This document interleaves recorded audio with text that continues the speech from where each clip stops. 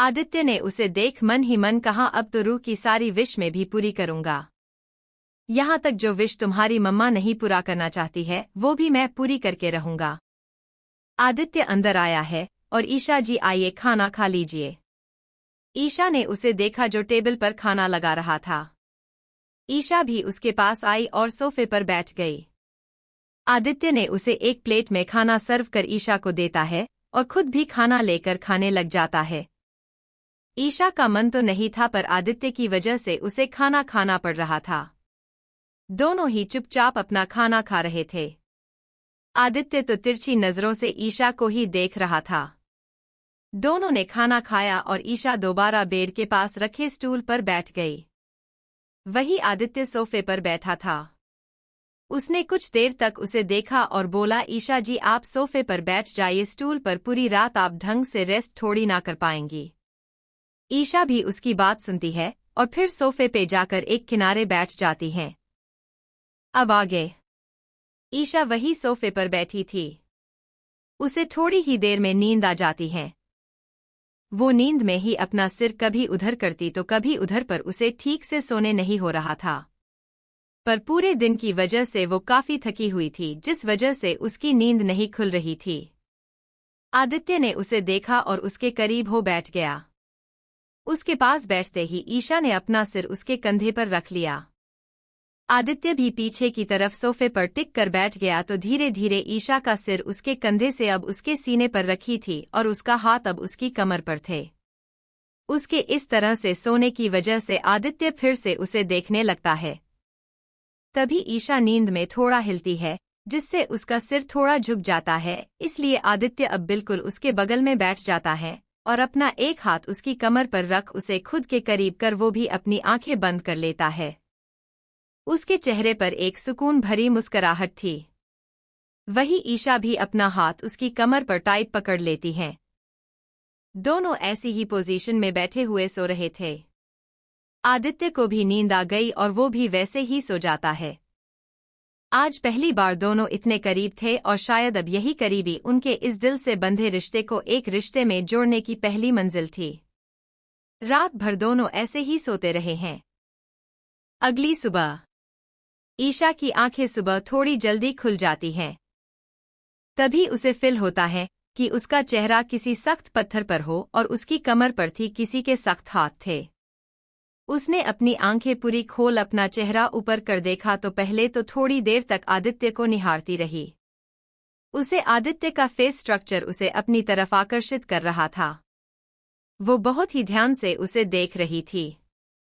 पर थोड़े ही समय में उसे याद आया कि वो कैसे पोजीशन में, यह सोच उसकी आंखें हैरानी से फैल गई क्योंकि दोनों जिस पोजीशन में सो रहे थे यह बात दोनों के लिए हैरान कर देने वाला था। ईशा जल्दी जल्दी आदित्य का हाथ अपनी कमर से हटा देती है, जिस कारण आदित्य की भी आंखें खुल जाती हैं।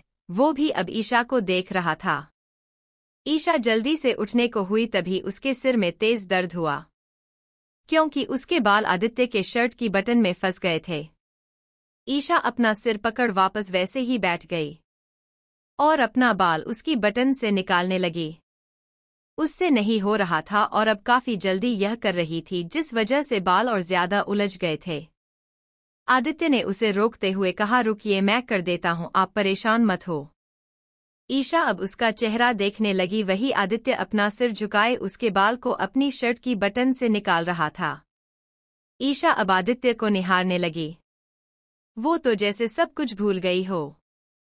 वो एकटक आदित्य को देख रही थी।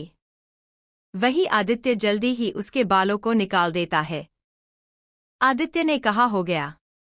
ईशा जो उसे देखने में खोई हुई थी वो आदित्य की आवाज सुन होश में आती है और जल्दी से सोफे से उठ जाती है। तभी उन दोनों के कान में रूही की आवाज जो बहुत ही धीरे से बोली, मम्मा मम्मा। ईशा उसकी आवाज सुन जल्दी से उसके पास पहुंच जाती है। रूही अपनी आंखें खोल ईशा को देखती है और धीरे से बोली, मम्मा। ईशा की आंखों में दोबारा आंसू आ गए। उसने रोते हुए उसके छोटे से हाथ को पकड़ बोली, हाँ रूह, मम्मा यही है अपनी रूह के पास। आदित्य भी डॉक्टर को बुला लाया था। डॉक्टर आए और उन्होंने रूही का चेकअप किया और रूही से बोले, बेटा आपको कहीं दर्द हो रहा है? रूही ने धीरे से अपना सिर हिला दिया और बोली, डॉक्टर मेरे छिल में दर्द हो रहा है। उसकी इस तरह की बात सुन डॉक्टर मुस्करा देते हैं। मुस्कराहट तो आदित्य और ईशा के चेहरे पर भी थी, क्योंकि वो कल से रूही के लिए बहुत परेशान थे।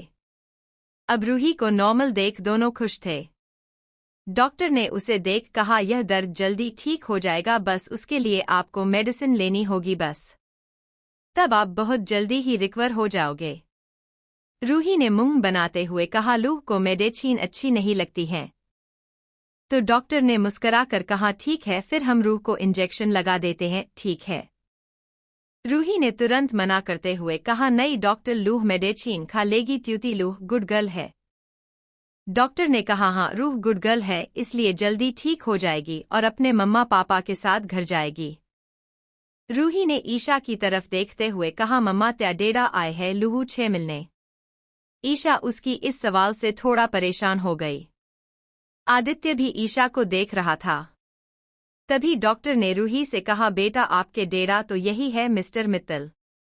रूही ने आदित्य को देख डॉक्टर से बोली, डॉक्टर ये लूहू के डेड नहीं है, ये तो लूहू के मिस्टर हैंडचम है।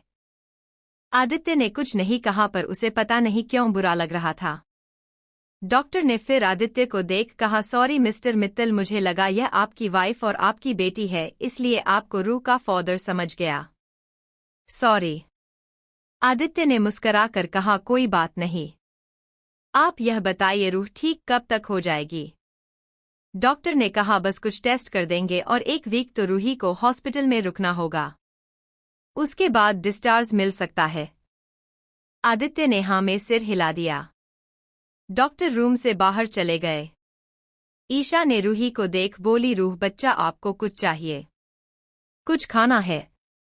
रूही ने कहा, हाँ मम्मा, मुझे ना भूखी भूखी लगी है, आप नूडल्स मंगा दो। ईशा ने उसे घूरते हुए कहा, शैतान रूह, मम्मा आपको अभी कोई नूडल्स नहीं देगी। कुछ लाइट सा खाने को मिलेगा अभी रूह को। रूही ने उदास होते हुए कहा, मम्मा मुझे अभी घर जाना है। ईशा उसे कुछ समझाती, तभी आदित्य ने रूही से कहा, रूह आप जब ठीक हो जाओगे ना तब आप घर जाना। और वैसे भी मैं आपके घर पर नहीं आता, इसलिए आप मिल नहीं सकता। आप हॉस्पिटल में रहेंगी तो मिस्टर हैंडसम आपसे रोज मिलने आएंगे, प्रॉमिस, बस आप जल्दी से ठीक हो जाओ। रूही ने खुश होते हुए कहा, छच्ची। आदित्य ने हाँ में सिर हिला दिया तो रूही ने कहा, हाँ अब लूह जल्दी ही ठीक हो जाएगी। आप लाइज आना लूह से मिलने। आदित्य ने कहा, प्रॉमिस। रूही के चेहरे पर मुस्कुराहट आ जाती है। फिर आदित्य रूम से बाहर निकल जाता है। कुछ देर बाद आता है तो उसके हाथ में कुछ फूड और फ्रूट्स थे। उसने ईशा की तरफ कर बोला, आप ब्रेकफास्ट कर लीजिए। ईशा ने मना करते हुए कहा, नहीं पहले रूह को ब्रेकफास्ट करा दूं फिर। आदित्य ने कहा, डोंट वरी रूह को मैं ब्रेकफास्ट करा देता हूं। तभी रूम में नर्स आई। उसने आदित्य को देख बोली, यह रहा आपकी रूह का ब्रेकफास्ट। यह बोल उसने ब्रेकफास्ट बेड के साइड टेबल पर रख दी और रूम से बाहर निकल गई। आदित्य वही बैठ रूही को अच्छे से बेड पर बैठा देता है और ब्रेकफास्ट कराने लगता है। आदित्य ने उसके लिए मिल्क और फ्रूट्स मंगाए थे। आदित्य उसे अपने हाथों से खिला रहा था और रूह भी बिना नखरे किए चुपचाप खा रही थी। आदित्य ने कुछ देर में उसका ब्रेकफास्ट कंप्लीट कर पीछे देखा, जहां ईशा अभी भी उसे देख रही थी। आदित्य ने कहा, आप ब्रेकफास्ट कीजिए, मैं चलता हूं। फिर रूही से कहा, बच्चा मिस्टर हैंडसम को ऑफिस में कुछ काम है, मिस्टर हैंडसम शाम को आएंगे आपसे मिलने। रूही ने हाँ में अपना सिर हिला दिया। आदित्य ने उसे आराम से बेड पर लेटा दिया और उसे बाय बोल एक नज़र ईशा को देख रूम से बाहर निकल जाता है। ईशा भी फ्रेश हो ब्रेकफास्ट कर लेती है। उसे अभी भी आदित्य का इस तरह से रूह की केयर करना अच्छा लग रहा था। मित्तल मेंशन। आदित्य जब घर पहुंचा तो आभा जी ने कहा था तू रात भर हाँ और टाइम से कभी घर क्यों नहीं आता? हम सब तेरे लिए परेशान हो जाते हैं और एक तू है जो कुछ समझता ही नहीं है। आदित्य ने उन्हें देख कहा, माँ बताया था ना फार्म हाउस जा रहा हूँ, बस वही गया था। आभा जी ने कहा, ठीक है अब जा और फ्रेश होकर आ, फिर कुछ खा लें। आदित्य उनकी बात सुन अपने रूम की तरफ चला गया। आभा जी ने खुद से कहा, यह लड़का कब सुधरेगा कब। अब तो इसकी शादी जल्द ही करा कर रहूंगी। वही आदित्य अपने रूम में आया और बाथरूम में चले गया। वो शॉवर ऑन किए शॉवर के नीचे खड़ा था। उसे डॉक्टर का उसे बार बार रूही के पापा कहना अच्छा लग रहा था, पर जिस तरह रूह ने कहा कि वो उसका डैड नहीं है, यह उसे खल रहा था। उसने खुद से कहा, डोंट वरी रूह, मैं जल्द आपका डैड बन जाऊंगा। फिर आपको किसी से कुछ भी पूछने की जरूरत नहीं है। आदित्य कुछ देर बाद शॉवर लिए रूम में आया और ऑफिस के लिए तैयार होने लगता है। कुछ देर बाद वो नीचे डाइनिंग टेबल पर बैठे वो ब्रेकफास्ट कर रहा था। ब्रेकफास्ट कर वो घर से निकल गया और अपने ऑफिस चले गया। ईशा रूही के साथ हॉस्पिटल में थी। रूही तो बार बार आदित्य के बारे में पूछ रही थी कि वो कब आएगा, अभी तक आया क्यों नहीं। ईशा तो बार बार एक ही बात बोलती, जब उन्हें टाइम मिलेगा तो वो आ जाएगा। शाम के वक्त आदित्य हॉस्पिटल आता है। वो जब रूही में रूम में आया तो एक कपल वहां बैठे थे और रूही और ईशा के साथ बातें कर रहे थे। उनकी उम्र यही कुछ 45-50 तक होगी। रूही तो उनसे बात करते हुए बहुत ही खुश लग रही थी। आदित्य जब अंदर आया तो सभी उसे देखने लगे। आदित्य ने बहुत सारे चॉकलेट और एक टेडी पकड़ा हुआ था। रूही उसे देख बोली, मिस्टर हैंडसम। आदित्य भी अब उसे देख मुस्करा दिया और आगे अब बोला, अब कैसी है रूह। रूही ने मुस्करा कर कहा, लू अभी बिल्कुल ठीक है। ओल आप तो पता है आज लूह के नानू नानी आए हैं लूह से मिलने। आदित्य ने फिर से उस कपल की तरफ देखा। उसे अब समझ आया था कि वो दोनों ईशा के पेरेंट्स हैं। ईशा ने आदित्य से कहा, मिस्टर मित्तल यह मेरे माँ पापा है। आदित्य ने दोनों को नमस्ते किया। ईशा ने फिर अपने पेरेंट्स को देख कहा, माँ पापा यह मिस्टर मित्तल है। इन्होंने ही कल मेरी हेल्प की थी। और यही है रूह के मिस्टर हैंडसम। ईशा की माँ सुधा जी ने मुस्करा कर कहा, थैंक्स बेटा जो कल तुमने इन दोनों का ख्याल रखा। आदित्य ने मुस्करा कर कहा, नहीं आंटी ऐसी बात मत कहिए, मैं भी रूह से प्यार करता हूँ। रूह मेरी भी कुछ लगती है, तो इसलिए आप थैंक्स मत कहिए। यह बोल आदित्य ने रूही को देखा जो अपनी मासूम आंखों से उसे ही कब से देख रही थी। आदित्य ने रूही से कहा, क्या हुआ रूह, इस तरह क्यों देख रही हो। रूही ने मुस्करा कर कहा, मिस्टर हैंडसम आप यह टेडी ओल्ड चॉकलेट लू के लिए ही लाए हैं ना। आदित्य ने मुस्करा कर कहा, नहीं यह सब रूह के लिए नहीं है। रूह ने रोनी सी सूरत बनाकर कहा, तो किसके लिए है। आदित्य ने कहा, आप इस तरह का फेस क्यों बना रही हो, अरे यह सब रूह के लिए ही है, मैं तो बस मजाक कर रहा था। यह बोल उसने वो सारी चॉकलेट और टेडी रूही को दे दिया। रूही तो चॉकलेट ले उसे काउंट करने लग गई। सब उसे देख मुस्करा देते हैं। कुछ देर बाद ईशा ने अपने माँ पापा से, आप दोनों घर चले जाइए, रात होने वाली है, कल सुबह आ जाएगा। फिर आदित्य से कहा, मिस्टर मित्तल आप भी चले जाइए। आदित्य का जाने का मन तो नहीं था, फिर भी वो उसके पेरेंट्स के सामने क्या ही कहता। उसने रूही को बाय कहा और वहां से निकल गया। ईशा के माँ पापा आदित्य को देख रहे थे।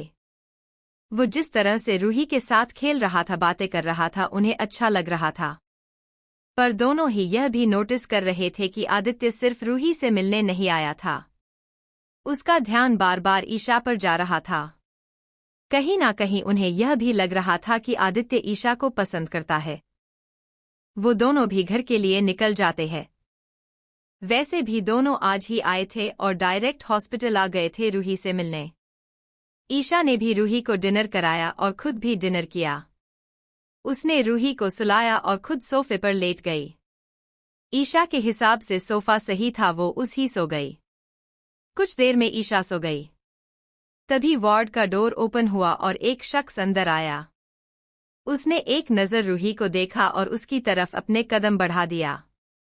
वो आगे आ रूही के माथे पर किस किया और फिर उसने सोफे की तरफ देखा जहां ईशा सो रही थी। उसे वो ईशा के पास आ खड़ा हो गया। वो ईशा को ध्यान से देख रहा था। उसने हल्के से उसके माथे पर किस किया और सीधा खड़ा हो गया। वो ईशा को ध्यान से देख रहा था।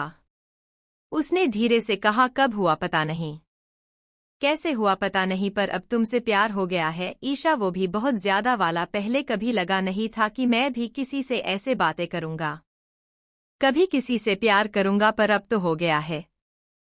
ईशा, मुझे तुमसे प्यार हो गया है। तुम्हारे मिस्टर मित्तल को तुमसे प्यार हो गया है, और अब बहुत जल्द मैं तुमसे शादी भी करूंगा। I love you Isha. यह शख्स कोई और नहीं आदित्य था। वो गया ही नहीं था, बस उसके पेरेंट्स के जाने का वेट कर रहा था।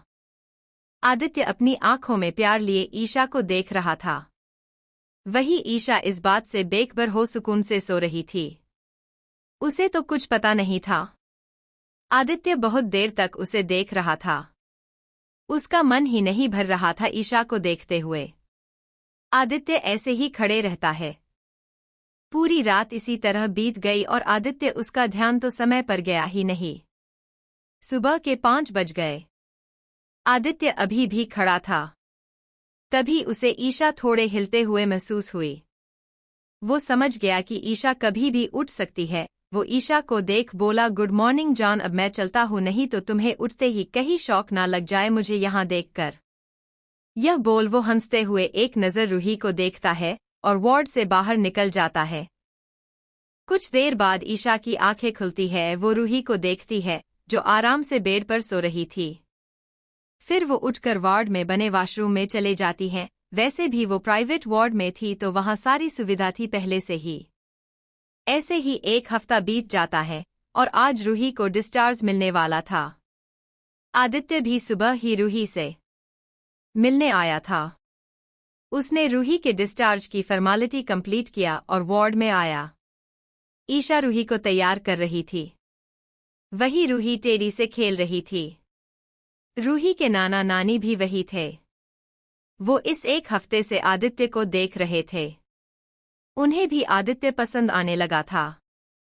सभी कुछ देर में रूही को लेकर घर के लिए निकल गए। आदित्य उन्हें घर छोड़ने जा रहा था। ईशा ने तो मना किया था, फिर रूही ने जिद की थी कि आज आदित्य उनके घर चले। किसी ने भी मना नहीं किया। आदित्य कार ड्राइव कर रहा था। ईशा उसके साथ वाली सीट पर बैठी थी। ईशा ने रूही को अपनी गोद में बिठाया हुआ था। ईशा के पेरेंट्स दोनों बैक सीट पर बैठे थे। दोनों ही तीनों को देख रहे थे। तीनों सच में परफेक्ट फैमिली थी। यह बात सब समझते थे सिवाय ईशा के। अगर ईशा यह समझ जाए तो सारी प्रॉब्लम ही खत्म हो जाती। कुछ देर बाद सभी घर पहुंच जाते हैं। सभी घर के अंदर आते हैं। घर में शांता आंटी थी। वो रूही के माथे पर किस कर बोली, अब कैसी ही रूह बेटा। रूही ने हंसते हुए कहा, आंटी लूह तो बिल्कुल ठीक है। सभी मुस्करा देते हैं। ईशा उसे रूम में ले जाते हुए बोली, चलो रेस्ट कर लो रूह। रूही ने मना करते हुए कहा, नो मम्मा, लूह अभी नहीं जाए दी। अभी लूह को मिस्टर हैंडचम से बात करनी है। यह बोल वो अपना हाथ छुड़ाकर आदित्य के पास आ जाती हैं। सभी फिर हॉल में बैठे बात करने लगते हैं। रूही तो आदित्य के गोद में बैठी थी। वही ईशा दूसरे सोफे पर बैठे थे। सभी आपस में कुछ बातें कर रहे थे। फिर सभी ने लंच किया। खाना खाते वक्त भी रूही आदित्य के पास बैठी थी। यह बातें ईशा के पेरेंट्स भी नोटिस कर रहे थे कि रूही आदित्य से बहुत अटैच है। वो दोनों मुस्करा देते हैं। कुछ देर बाद आदित्य जाने लगा तो रूही ने उसे रोकते हुए कहा, मिस्टर हैंडचम, आप कल भी आएंगे ना? आदित्य ने पीछे मुड़ उसे देखा तो रूही ने कहा, कल ना मेरा बर्थडे है, इछालिए आप कल आएंगे ना? आदित्य ने मुस्कराकर कहा, ठीक है, मैं कल आऊंगा। यह बोल उसने उसे बाय किया और एक नज़र ईशा को देख चला गया। वो अपनी कार में बैठ बोला, कल आपको आपका सबसे बड़ा गिफ्ट मिलेगा रूह। यह बोल वो मुस्कराते हुए कार ड्राइव करने लगा। वो कुछ देर में घर पहुंच जाता है। सभी लोग हॉल में बैठे बातें कर रहे थे। आदित्य भी आज वो काफी खुश था, इसलिए वो हॉल में ही बैठ जाता है और सभी से बात करने लगता है। आदित्य के पापा ने आदित्य से अचानक ही कहा, आदि तुम कुछ दिन से घर नहीं आ रहे थे, कहाँ रहते हो आजकल? आदित्य उनकी बात सुन अपनी नजरें चुराते हुए बोला अपने फार्म हाउस चले जाता था। सुयश जी ने फिर से कहा झूठ मत कहो। कुछ दिन से तुम किसी से मिल रहे हो। ईशा नाम है ना उसका। देखो अगर पसंद करते हो तो बता सकते हो। झूठ बोलने की जरूरत नहीं है। आदित्य ने धीरे से कहा हाँ मैं उसे पसंद करता हूँ। उसकी बात सुन तीनों ही खुश हो जाते हैं। आदित्य की मां ने कहा सच मेरे बेटे को कोई लड़की पसंद है, अब जल्द ही तुम्हारी शादी कर देंगे। मैं तो सच में बहुत खुश हूँ। तुम उससे कब से जानते हो आदि? आदित्य ने इतने सारे सवाल एक साथ सुन शॉक्ड रह गया। वो कुछ बोलता तभी उसकी दादी ने कहा अब मिला रहे हो उससे हमें। आदित्य ने उन्हें रोकते हुए कहा अरे अभी मैंने उसे कुछ बताया नहीं है। आभा जी ने हैरान होते हुए कहा क्यों क्यों नहीं बताया? आदित्य ने फिर कुछ सोचते हुए उन्हें ईशा के बारे में सब कुछ बता दिया। उसकी बात सुन तीनों ही हैरान थे। आभा जी ने कहा क्या वो शादीशुदा है और एक बच्चे की मां है? आदित्य ने कहा हाँ पर मुझे इस बात से कोई प्रॉब्लम नहीं है और आप भी जब रूह से मिलेंगे तो वो आपको भी पसंद आएगी। कल रूह का बर्थडे है और मैं कल ही ईशा से अपने दिल की बात कहूंगा। सुयश जी ने कहा और तुम्हें पक्का पता है कि उसका पति उसे छोड़ चुका है? कहीं ऐसा ना हो कि उसका उसके पति से कोई झगड़ा हुआ हो और बाद में सब ठीक हो जाए। आदित्य ने उन्हें देखा और कहा नहीं ऐसा कुछ नहीं है, उनका डाइवोर्स 3 साल पहले ही हो चुका है। तब से ही वो उसके साथ नहीं रह रही है। और अब मुझे कुछ नहीं सुनना यह बोल वो ऊपर अपने रूम में चले गया। आभा जी ने दादी जी को देख कहा माँ कहीं आदि कुछ गलत तो नहीं कर रहा है? दादी जी ने कहा मेरा पोता कुछ गलत कर ही नहीं सकता। हो सकता सच में उस लड़की का पति उसे छोड़ चुका हो और वैसे भी हम जब तक उसे देख नहीं लेते उसके बारे में हम अपनी कोई राय नहीं बना सकते। उन्होंने सुयश जी को देखा तो उन्हें कहा मुझे भी लगता है हमें पहले उससे मिलना चाहिए। एक काम करते हैं कल आदि के साथ ही चलते हैं मिल भी लेंगे। उनकी बात सुन दादी जी ने कहा हाँ तू ठीक कह रहा है। कल उससे मिल लेंगे और उस छोटी बच्ची से भी जो आदि को इतना बदल चुकी है। आभा जी ने भी उन्हें देख अपना सिर हाँ में हिला दिया। सभी कुछ देर और कुछ बातें करते रहे। रात का वक्त ईशा का घर 12 बजने वाले थे। रूही तो सो गई थी पर ईशा अभी भी जाग रही थी। वो अपने हाथ में एक फोटो फ्रेम लिए रूही के बगल में बेड पर बैठी थी। जैसे ही 12 बजे ईशा ने रूही के सिर पर किस करके कहा हैप्पी बर्थडे रूह। आपको आपकी माँ पापा की तरफ से हैप्पी बर्थडे। आप हमेशा खुश रहो और भगवान जी आपकी सारी विशेष पूरी करे। ईशा ने फिर फोटो फ्रेम में देखकर कहा आपको पता है नादी की आज रूह पूरे 4 साल की हो गई है। आपको पता है रूह ना बिल्कुल आपके जैसी ही दिखती है और बातें भी आप जैसी ही करती हैं। और तो और फेसबुक बिल्कुल आप जैसी ही बना लेती हैं अगर कोई डांट दे। वैसे आप भी अपनी रूह को विश कीजिए क्योंकि आपके बिना तो उसका बर्थडे तो वैसे भी अधूरा है।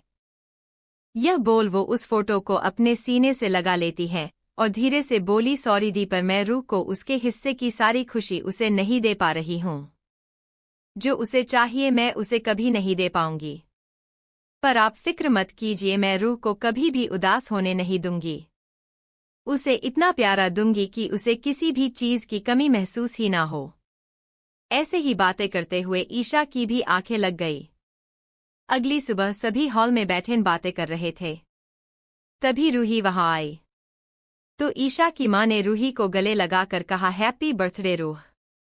रूही उनकी बात सुन मुस्करा कर बोली थैंक यू नानी। फिर रूही अपने नानू के पास गई। उन्होंने भी उसे विश किया तो रूही ने मुस्करा कर कहा नानू आज लू को गिफ्ट भी चाहिए। ईशा उन तीनों को देख रही थी। ईशा के पापा ने मुस्करा कर कहा क्या चाहिए हमारी रूह को बोलो आज नानू रूह को जो चाहिए वो दिलाएंगे। रूही ने खुश होते हुए कहा सच्ची? उन्होंने हाँ में सिर हिला दिया। तो रूह ने कहा तो लू को आज उसके डेरा से मिलना है। उसकी बात सुन सभी के चेहरे पर जो हंसी थी वो कहीं गायब सी हो गई। ईशा के पापा ने ईशा को देखा जो रूही को देख रही थी। वो यह भी समझ रही थी कि कुछ दिनों से रूही की अपने डैड से मिलने की बातें ज्यादा ही होने लगी थी, वरना पहले तो वो कभी कभी ही कहती थी। उसके नानों ने उसे समझाते हुए कहा, रूह बच्चे आपके पापा आज नहीं आ सकते, वो किसी काम में बिजी हैं। रूही ने मायूस होते हुए कहा, तो कब आएंगे? उन्होंने कहा, जब रूह एकदम ठीक हो जाएंगी और गुड गर्ल बन जाएगी तब आपके पापा आएंगे, ठीक है। रूही उनकी बात सुन उदास हो गई और अपने रूम में चली गई। उसे इस तरह देख ईशा की आंखें झलक गई। वो रूह की बस एक यही विश को पूरा नहीं कर पा रही थी। ईशा की मां ने उसे देखकर कहा, ईशा तू दोबारा शादी कर ले। देख, रूह ने अब तक कभी कुछ नहीं कहा पर अब वो बड़ी हो रही हैं। कुछ दिनों में वो स्कूल जाएगी, यही सब बातें आगे जाकर उसके दिमाग पर असर करेगी। देख, तेरी उम्र भी इतनी नहीं है कि तू अकेले सब संभाल ले, इसलिए अपनी जिंदगी में आगे बढ़ने का सोच। ईशा उनकी बात सुन उन्हें देखती है और कुछ नहीं कहती और अपने रूम में चली जाती है। शाम का वक्त। ईशा के घर पर रूही के बर्थडे की प्रिपरेशन चल रही थी। सारी तैयारी हो चुकी थी। ज्यादा कोई आने वाला नहीं था। सिर्फ ईशा की फैमिली ही थी और रूही ने आदित्य को भी बुलाया था। और ईशा की एक फ्रेंड, बस इतने ही लोग थे तो ज्यादा कुछ नहीं होने वाला था। ईशा किचन में खाने का देख रही थी। वही रूही की नानी उसे रेडी कर रही थी। ईशा किचन से बाहर आई तभी डोर बेल बजी। बेल की आवाज सुन रूही भी जल्दी से बाहर आ गई, क्योंकि उसे पता था कि आदित्य आया होगा। ईशा ने डोर ओपन कर बाहर देखा तो आदित्य आया था, साथ ही उसकी फैमिली भी आई हुई थी। ईशा ने मुस्कुराकर उनका वेलकम किया। आदित्य अंदर आया तो रूही उसके पास उसके पैरों से लिपट गई और खुश होते हुए बोली, थैंक्स मिस्टर हैंडसम आने के लिए। आदित्य ने आज ब्लैक शर्ट और ब्लू जीन्स पहनी थी। वो पहली बार उनके सामने ऐसे कपड़ों में आया था, वरना हमेशा ही बिजनेस सूट पहने रहता था। ईशा ने भी आज रेड सूट पहना हुआ था और अपने बालों को खुला छोड़ रखा हुआ था। कोई मेकअप नहीं किया था, फिर भी वो काफी सुंदर लग रही थी। रूही ने आज पिंक प्रिंसेस फ्रॉक पहनी हुई, जिसमें वो बहुत प्यारी लग रही थी। आदित्य उसे देख मुस्कुरा दिया और उसे अपनी गोद में उठाकर उसके गाल पर किस कर बोला, हैप्पी बर्थडे रूह। वही खड़े सुयश जी, आभा जी और उसकी दादी उसे देख रही थी। कहा, आदित्य जल्दी किसी से बात नहीं करता था और इस बच्ची से कितने अच्छे से बातें कर रहा था। ईशा ने सभी को बैठने को कहा। सभी वहीं बैठ गए। रूही तो आदित्य की गोद में बैठ उससे बातें कर रही थी। दोनों ही मुस्कुराते हुए बातें कर रहे थे। सभी उन्हें देख खुश थे। आदित्य की फैमिली तो उसे पहली बार इतना खुश देख रहे थे। उन्हें भी अब खुशी महसूस हो रही थी। सुयश जी ने अपनी मां और आभा जी को इशारा किया तो दोनों ने ही अपनी पलकें हाँ में झपका दी।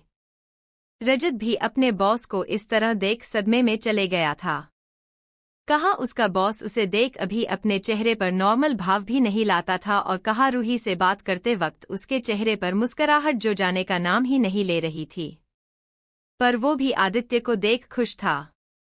खुश हो सुधा जी और अनंत जी भी थे, क्योंकि उनकी रूही आज बहुत खुश लग रही थी। आभा जी ने सुधा जी से कहा, आपकी नातिन सच में बहुत प्यारी है।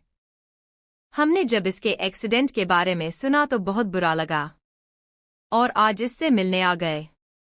सुधा जी ने भी मुस्कुरा कर कहा, हमें भी अच्छा लगा आप लोग आज रूह के बर्थडे पर आए। वैसे भी रूह का बर्थडे ज्यादातर अकेले ही रह जाता है, क्योंकि यहाँ टी उसके ना कोई दोस्त है और ना ही हमारे कोई रिलेटिव।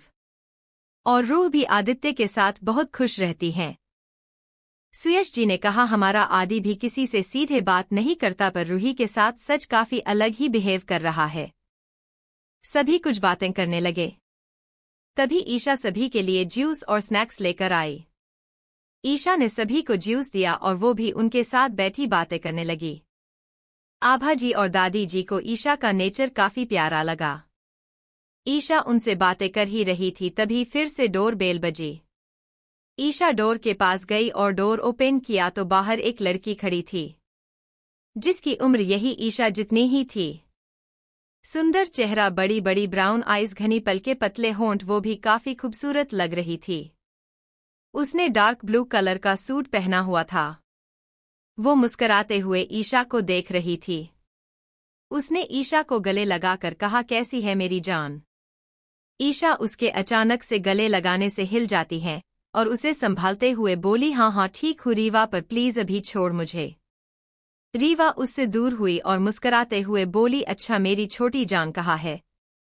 ईशा ने इशारे से कहा, अंदर है। रीवा जल्दी से अंदर आई, पर इतने लोगों को देख वो ईशा को देखने लगी, क्योंकि वो जब भी आती थी तो उसे सिर्फ ईशा, रूही और शांता आंटी ही मिलते थे, और कभी कभी सुधा जी और अनंत जी भी। ईशा ने उसे बताया कि वो यह सब रूही से मिलने आए थे और आदित्य की तरफ इशारा करते हुए बोली, वही है रूही के मिस्टर हैंडसम। रीवा ने अपने दिल पर हाथ रख कर कहा, सच मेरी जान, यह तो सच में काफी हैंडसम है मिस्टर हैंडसम। यह बोलते हुए उसके चेहरे पर मुस्कुराहट थी। वही उसकी बात सुन रजत उसे देखने लगा। रजत ने जब उसे देखा तो देखता ही रह गया। रीवा सच में बहुत खूबसूरत थी। उसका असर रजत के दिल पर हो रहा था। उसने रीवा को ध्यान से देखा। रीवा ने डार्क ब्लू सूट पहना हुआ था और रजत ने डार्क ब्लू शर्ट। यह सोच ही उसके चेहरे पर मुस्कुराहट आ जाती है। वो मुस्कुराते हुए रीवा को देख रहा था। रीवा मुस्कुराते हुए आदित्य को देख रही थी। तभी ईशा ने उसके कंधे पर हल्का सा मार कर कहा, रीवा उन्हें ऐसे देखना बंद कर, उनके पेरेंट्स भी है यहाँ। रीवा का ध्यान बाकी सब पर जाता था। उसने सबको देख कर कहा, हेलो। सुधा जी ने उसे देख मुस्कुरा कर कहा, रीवा तुम? रीवा जल्दी से उनके गले लग कर बोली, I miss you aunty. Sudha ji ने उसे गले लगाकर कहा, हाँ हाँ पता है, कितना मिस किया। रीवा उनसे अलग हुई और रूही को देख बोली, रूह आज अपनी मासी से नहीं मिलोगी? रूही आदित्य के गोद से उतरकर रीवा के पास आई और रीवा भी जमीन पर घुटनों पर बैठ गई। रूही उसके गले लग बोली, लिवा माची आप कितने लेट आए हो? रीवा ने मुंह बनाते हुए कहा, अरे मेरी लूह बच्चा, मेरा नाम रीवा है, लीवा नहीं। रूही ने मुस्करा कर कहा, अरे वही तो कहा, लीवा माची। उसकी बात सुन सभी मुस्करा देते हैं और रीवा अपना मुंह बना लेती हैं। तभी सुधा जी ने कहा, ईशा रूह की केक कट करवाओ, फिर डिनर का टाइम भी हो रहा है। ईशा ने हाँ कहा। तभी शांता आंटी वहां केक लेकर आई। ईशा का भले ही छोटा सा बिजनेस था, पर उसे ज्यादा लोगों से मिलना पसंद नहीं था और ना ही वो किसी को भी रूही से मिलना चाहती थी, इसलिए उसने आज भी किसी को नहीं बुलाया था। रूही बीच में खड़ी थी। वही उसके एक साइड आदित्य खड़ा था और एक साइड ईशा खड़ी थी। ईशा ने रूही का हाथ पकड़ा और रूही को कैंडल फ्लो करने बोली तो रूही ने ईशा से कहा, मम्मा मिस्टर हैंडसम भी मेले छात केक कट करेंगे। उसकी बात सुन सभी उसे देखने लगते हैं। वही रूही आदित्य को देख बोली, मिस्टर हैंडसम आप मेले छात केक काट करेंगे। आदित्य ईशा को देखने लगा। ईशा भी उसे देख रही थी। तभी रूही ने दोबारा कहा, मम्मा मिस्टर हैंडसम मेले छात केक कट करेंगे ना? ईशा ने रूही को देखकर कहा, ठीक है, अगर आपके मिस्टर हैंडसम को प्रॉब्लम ना हो तो। आदित्य ने कहा, नहीं मुझे कोई प्रॉब्लम नहीं है। रूही उसे देख मुस्कुरा दी। ईशा ने रूह का हाथ पकड़ा हुआ था, उसके हाथ पर ही आदित्य ने अपना हाथ रख दिया। आदित्य की छुवन से ईशा के दिल की धड़कनें बढ़ जाती हैं। वही यही हाल तो आदित्य का भी था, पर उसने रिएक्ट नहीं किया। तीनों ने मिलकर केक कट किया। आदित्य ने रूही को केक खिलाया, रूही ने भी आदित्य को केक खिलाया और वही उसका झूठा केक उसने ईशा को भी खिला दिया। किसी ने इस बात पर ध्यान नहीं दिया, पर आदित्य यह देख मुस्कुरा दिया। कुछ देर बाद सभी ने डिनर किया और हॉल में बैठे बात करने लगे। तभी सुयश जी ने अनंत जी को देखकर कहा, मिस्टर शर्मा हमें आपसे कुछ बात करनी थी। उन्होंने मुस्कुरा कर कहा, कहिए क्या कहना है? सुयश जी आदित्य को देखा और फिर अनंत जी से कहा, हम अपने आदि की शादी आपकी बेटी ईशा से कराना चाहते हैं, अगर आपको कोई परेशानी ना हो। उनकी बात सुन ईशा तो जैसे सदमे में चली गई हो। सुधा जी और अनंत जी तो जैसे कुछ समझ ही नहीं पा रहे थे। आदित्य उन सभी को देख रहा था। तभी रूही ने आदित्य से कहा, मिस्टर हैंडसम ये शादी क्या होती है? ईशा ने उसकी बात सुनी और खड़े हो बोली, मुझे कोई शादी नहीं करनी। यह बोल वो रूही को अपने साथ रूम में ले गई। उसकी आंखें नम थी। आदित्य उसे देख रहा था। रीवा भी उसके पीछे चली गई। सुयश जी ने अनंत जी से कहा, आपको अगर बुरा लगा हो तो हमें माफ कर देना। हमें नहीं पता था कि ईशा को शादी नहीं करनी है। अनंत जी ने कहा, नहीं ऐसी कोई बात नहीं है, आप माफी क्यों मांग रहे हैं? हमें तो खुशी है कि आपका बेटा ईशा से शादी करना चाहता है, पर हम इस मामले में कुछ नहीं कर सकते हैं। पहले भी एक बार उसे रूही का वास्ता दे उसे शादी के लिए कहा था, पर अब हम उसे कुछ नहीं कहेंगे। उसका जो डिसीजन होगा वो उसी का होगा। यह बोल उन्होंने हाथ जोड़ लिए। तो आदित्य ने कहा, कोई बात नहीं अंकल, पर मैं एक बार ईशा से बात करना चाहूंगा। सुधा जी ने कहा, ठीक है आप बात कर लीजिए। आदित्य उन्हें देख ईशा के रूम की तरफ चले जाता है। ईशा रूम में बेड पर बैठी थी और रूही को अपने सीने से लगाया हुआ था। रीवा भी उसके पास ही बैठी थी। आदित्य ने उसे देखा और ईशा से बोला, क्या 5 मिनट हम बात कर सकते हैं? ईशा ने उसकी आवाज सुनी और सामने देखा। ईशा का चेहरा आंसुओं से भरा हुआ था। आदित्य को उसे देख बुरा लग रहा था। उसे रोता देख उसे बुरा लग रहा था। ईशा ने आदित्य को देखा तो आदित्य ने दोबारा कहा, प्लीज 5 मिनट मुझे तुमसे बात करनी है। ईशा ने मना करते हुए कहा, नहीं मुझे कोई बात नहीं करनी। रीवा ने ईशा से कहा, ईशू प्लीज बात कर ले। रूही ने भी ईशा को देखकर कहा, मम्मा आप मिस्टर हैंडचम से बात क्यों नहीं करोगे? प्लीज उनसे बात तल लो। ईशा ने रूही को एक नजर देखा और रीवा से बोली, रीवा तुम रू को बाहर ले जाओ। रीवा ने रूही का हाथ पकड़ा और उसे अपने साथ बाहर ले गई। ईशा बेड से उठी और आदित्य के सामने जा बोली, कहिए क्या कहना चाहते हैं? आदित्य ने कहा, तुम मुझसे शादी क्यों नहीं करना चाहती हो? ईशा ने कहा, मुझे आपसे ही नहीं किसी से भी शादी नहीं करनी है। उसकी बात सुन आदित्य ने कहा, और क्यों? बस इसलिए क्योंकि तुम्हें लग रहा है कि शादी के बाद तुम्हें रूह से दूर रहना होगा। तो बिल्कुल नहीं, हम साथ में रहेंगे। आप क्यों करना चाहते हैं यह शादी? ईशा ने आदित्य से कहा, क्योंकि मैं तुम्हें पसंद करता हूं, और बस इसलिए नहीं क्योंकि मैं तुम्हें पसंद करता, बल्कि इसलिए भी क्योंकि मैं रूह को उसके फादर का प्यार देना चाहता हूं। उसे भी बाकी बच्चों की तरह उसे उसकी पूरी फैमिली देना चाहता हूं, और इसमें कुछ गलत भी नहीं है। आदित्य ने थोड़ा तेज आवाज में कहा, पर मुझे नहीं देनी उसे कोई फैमिली, मैं काफी हूं उसके लिए। ईशा ने कहा।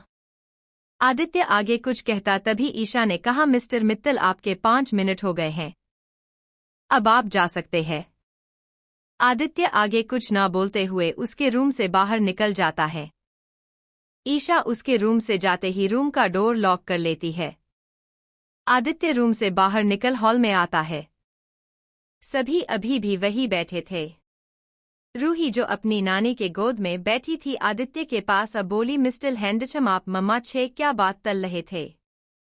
आदित्य ने उसे अपने गोद में उठा लेता है और उसे देख मुस्करा कर कहा, कुछ नहीं, बस आपके बर्थडे गिफ्ट के लिए बात कर रहे थे।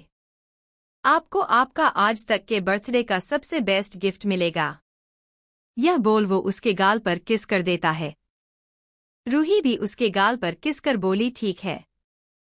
आदित्य उसे नीचे उतार दिया और बोला, ठीक है अब हम चलते हैं। सभी चले जाते हैं। रीवा आज रात यही रुक जाती है। रूही आज रात अपने नानू नानी के पास सो जाती है क्योंकि ईशा रूम का डोर ओपन नहीं करती है। आदित्य अपने घर पहुंच रूम में चले जाता है। उसे गुस्सा आ रहा था क्योंकि ईशा उसे बताना ही नहीं चाहती थी कि क्यों वो उससे शादी नहीं कर सकती है। वो वॉशरूम में जा शॉवर के नीचे खड़े हो जाता है और शॉवर का ठंडा पानी उसके ऊपर गिर रहा था। आदित्य अपनी आंखें बंद कर शॉवर के नीचे भीग रहा था। उसने अपना हाथ का पंच बनाकर दीवार पर मारा जिससे उसके हाथ से खून बहने लगा। उसकी अपनी आंखें खोली, उसकी आंखें लाल हो चुकी थी। उसने खुद से कहा, तुम्हें तो मैं अपना बनाकर ही रहूंगा, चाहे तुम्हारी मर्जी हो या ना हो। शादी तो तुम्हें मुझसे करनी ही होगी। उसकी आंखों में एक जुनून नजर आ रहा है। कुछ देर बाद आदित्य रूम में आया और बेड पर लेट गया। उसकी आंखों में नींद कोसों दूर थी।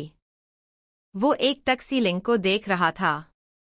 उसे जब नींद नहीं आती तो बेड के साइड ड्रॉ में से एक सिगरेट की पैकेट निकाल लेता है और बालकनी में जाकर वहां रखे सोफे पर बैठकर सिगरेट के कश लेने लगता है। वो कुछ ही देर में 4 से 5 सिगरेट खत्म कर देता है। आदित्य फिर रूम में बेड पर लेट जाता है और कुछ देर में ही सो जाता है। वही ईशा का घर। ईशा अभी भी अपने रूम में थी और बेड पर लेटी हुई थी। उसके आंखों के आंसू सूख चुके थे। वो ऊपर की तरफ देख रही थी। तभी उसने अपना हाथ बेड के दूसरे तरफ किया पर वो अकेली सो रही थी। यह महसूस कर वो जल्दी से बेड से उठ जाती है।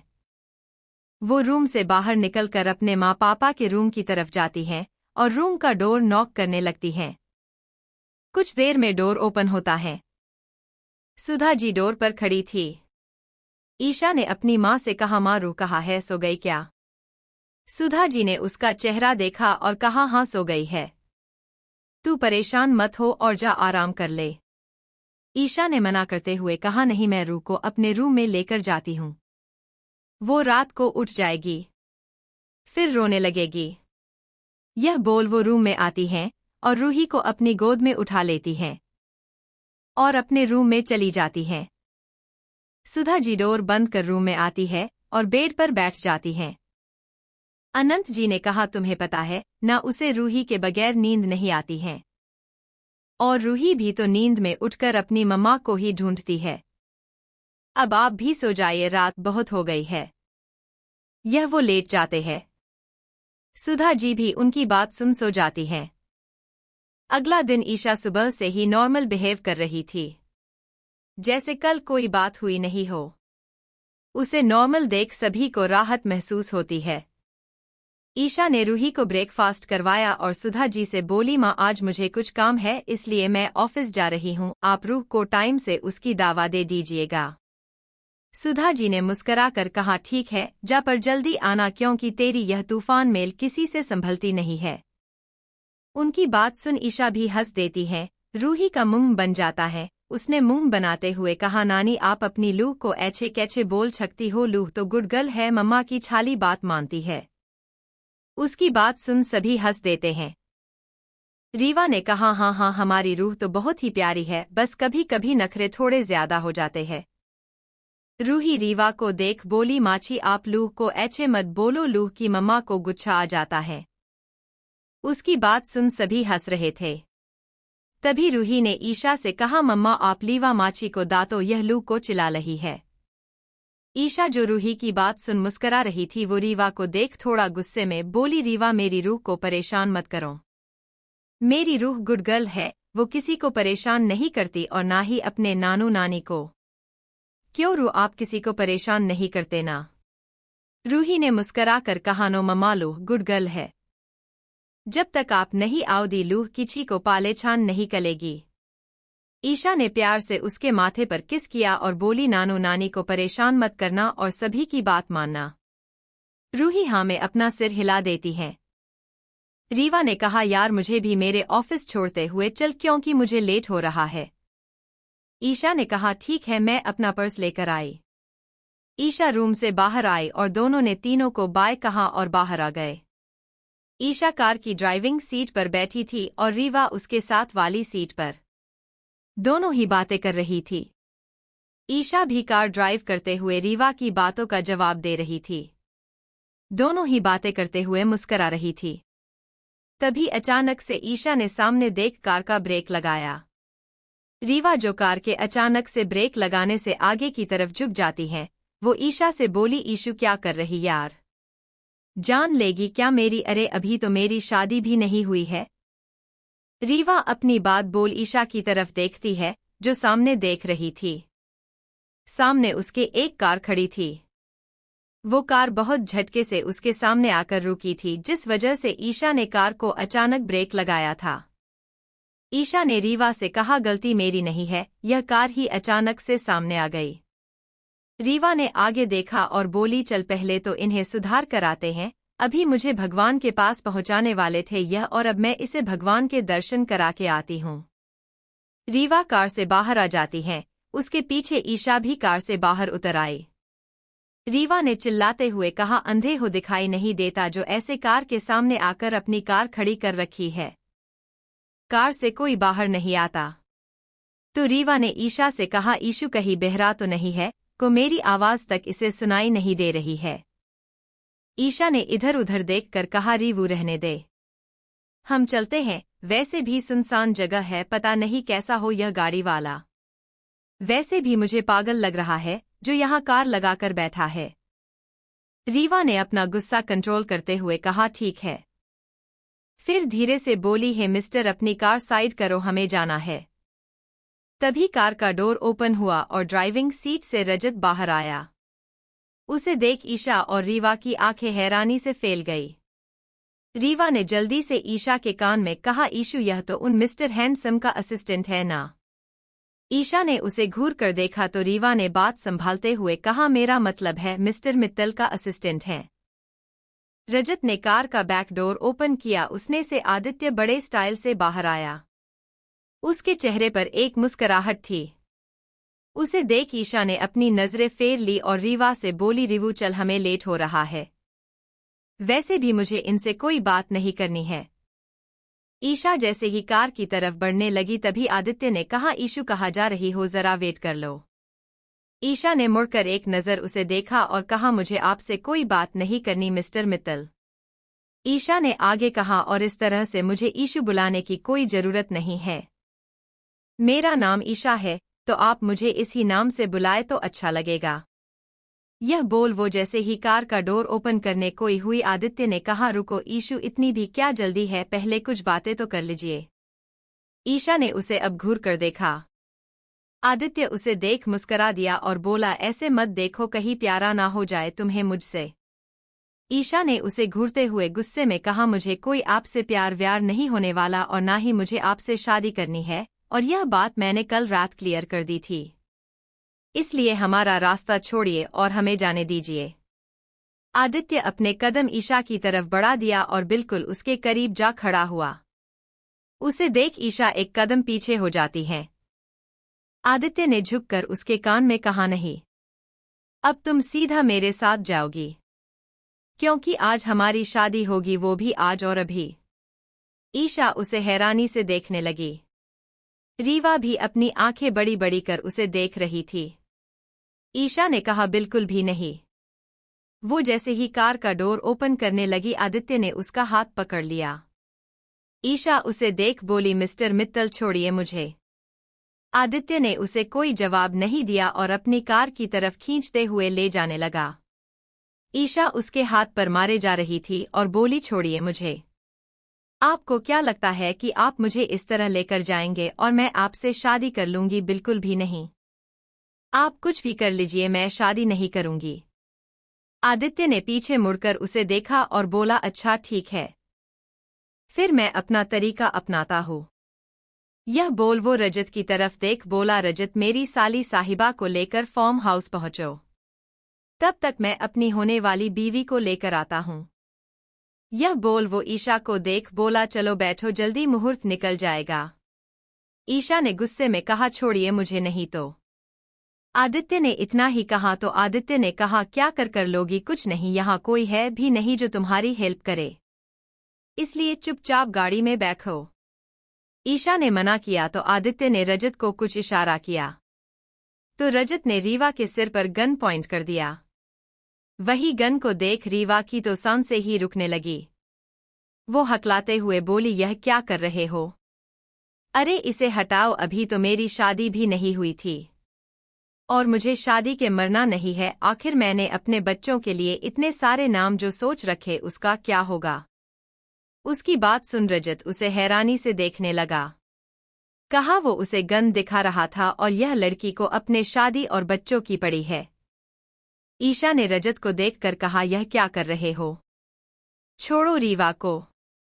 फिर आदित्य को देखकर कहा, यह क्या है, छोड़िए उसे। आप इस तरह हमसे बदतमीजी नहीं कर सकते, छोड़िए मुझे।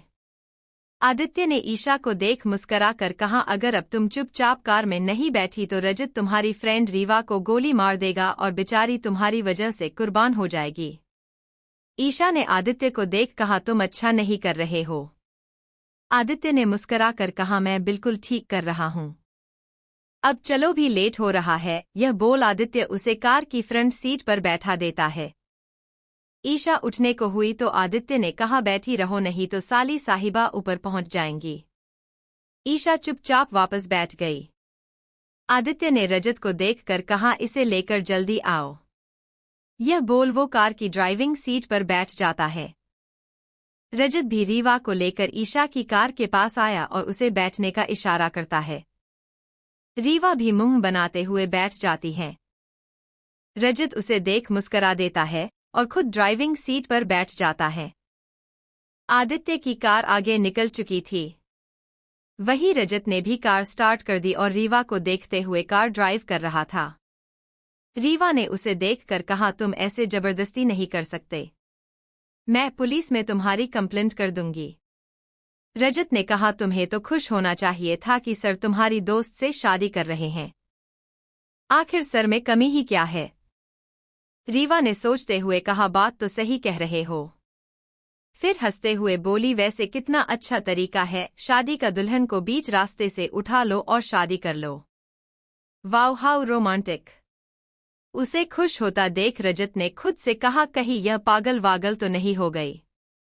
क्या इसे नहीं पता इसे रोमांटिक नहीं फोर्सड मैरिज कहते हैं?